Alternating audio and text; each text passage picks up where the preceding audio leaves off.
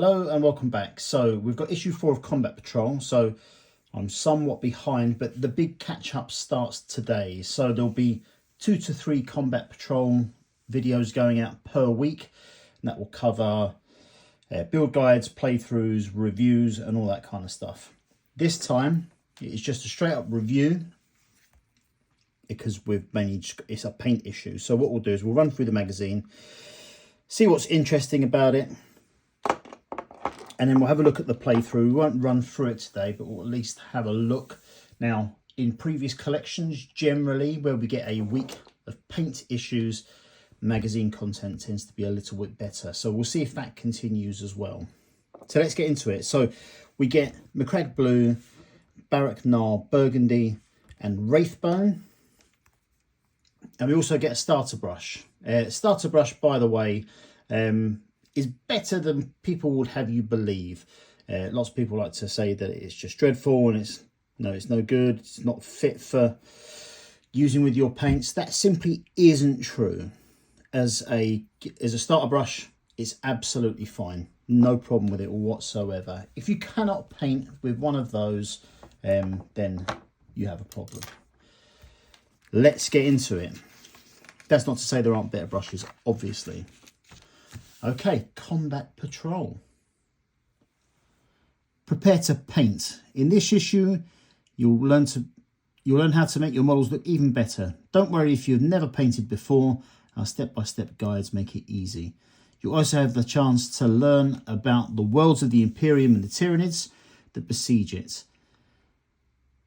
Read a short fiction and learn more about how to play. So we've got an introduction to painting, applying paint and undercoating, Space Marines and Tyranids. That's all in the painting section. Then we've got a read section about the Silver Templars. Silver Templars return. Then a little bit about a collection, Space Marine and Tyranid characters. And then we have a play section, Desperate Measures. So let's get into it. So let's see how they get us prepared for painting and all that nice stuff. Apologies if there's a little bit of a problem with the audio today. I have simply left my microphone in my bag at work. So yeah, so if it sounds a bit echoey today, my apologies for that. Hey, before you begin, make sure you have everything on hand that you need. That way you won't have to break off from what you're doing, blah, blah, blah. So water pot, yes, you definitely need one of those. Paint palettes. To get the best results from your paints, you will need to thin them with a small amount of water. That is true. You can use some medium as well. For this, you will need a palette. An old white plate, ceramic tile or disposable palette can be used for this. A white palette lets you clearly see the colour of the paint on it, which is also correct. Then it goes through the different types of brushes and texture spreaders. So starter brush, which is what we've got. This is absolutely fine. You can actually paint your whole collection with starter brushes. But if you don't know how to use the various brushes and that kind of thing, you'll learn pretty quickly as you go through the hobby that, things do get better and easier. So we've got starter brushes, base brush, dry brush, layer brush, and texture spreader.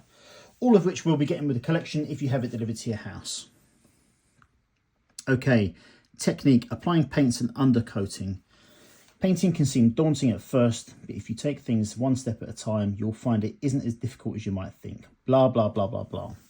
So it goes through the basic process of putting paint on your palette, thinning it down and applying it to a model. I've said it 1,000 times. Every time I do one of these magazines, it is much, much, much, much, much, much, much better to undercoat your model with some sort of spray primer. It will help your additional paints to adhere to the model, definitely, and it will reduce the likelihood of your paint chipping away or anything like that. And by the way, the thicker you put on your paint, so the less the more water you add to it, as long as that paint stays together and it doesn't turn into, it doesn't become too runny, that will also help to keep the model on your paint. But certainly if you don't undercoat it with a spray, things like sharp edges and all that kind of thing, paint will strip off of it pretty quickly. And then various techniques for just applying the paint to your model. In this case, we're just doing a bunch of base coating for this model, so it doesn't really make any difference. What I'll do actually, for anyone who's kind of, I let the cat out of the bag a few weeks ago with one of my videos, where I have massive anxiety about painting. It's a real barrier for me. I can't quite get set up and start painting. I don't know why it is. So I'm going to try and break that mold. I've painted some half decent Silver Templars in the past, so I'll be doing the same with that. I will eventually get out and start painting some, and I will commit that to camera no matter how bad it is. So that will come out in the next week or so, or week or two. So yeah, this whole thing is just about undercoating. So basically, just get the paint on your models. Straightforward. Next up, we have the read section, the bonds of honour. Rest now, young one, you have done well today, but the road ahead is long, and many of you will not make it to the end of the trials. The tournament was just the first stage, and for you victorious few, a real challenge is now only beginning. Savour your victory for now, but do not let false confidence overtake you. Should you falter or fall during the ascent, you will join the others who have failed their test. When your struggles run at an end, you will have proven worthy to take your place as a brother of the chapter, a Silver Templar. Then and only then will you begin the honour of fighting for the Emperor. Okay, so some nice narrative stuff there for bonds of honour. Yeah, not a great deal. Not a great deal of it, to be fair. Okay, so more stuff about Space Marine characters. So characters in terms of individual units that are their own models. So we can see a captain in Terminator armour. We can see a chaplain in Terminator armour on bike. And a Terminator librarian. Issue 1, issue 10, issue 20. So we'll be getting all of these. And this is about naming and that kind of stuff. Pretty dull. It does that for all three of those. Kind of a giving them various titles. And then exactly the same stuff for the Tyranid. If you like that kind of stuff, then great. I personally don't. I think it's totally pointless. Okay, more information about data sheets. Having expended their ammunition against the Tyranid hordes, a squad of Infernus Marines makes its way back to their base. However, on the way they are ambushed by a pack of Von Ryan's Leapers. The only way forward is through desperate hand-to-hand combat, as they pit brute strength against the speed and ferocity of the Tyranids. So this is all about melee battles. Choose your weapon. So for Space Marines, it just says close combat weapons, 3 attacks, weapon skill of 3 up, strength 4, no armor piercing, and does 1 damage. Against the Von Ryan Leaper's Talons, 6 attacks, weapon skill of 3 up, strength of 5, armor piercing -1. So the armor piercing means that it's a minus to the Space Marine saving rolls. So that saves on a 3 up usually. So with armor piercing -1, that means it will save on a 4 up. 1 damage as well. I'm assuming that's what our mission is all about. Desperate measures. Yeah, so it is basically 3 Infernus Marines versus 1 Von Ryan's Leaper.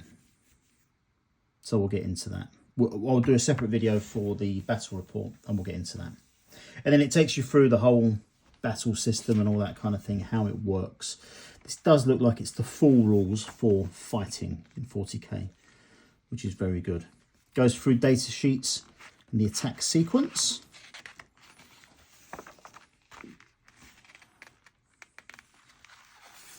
And all looks very good.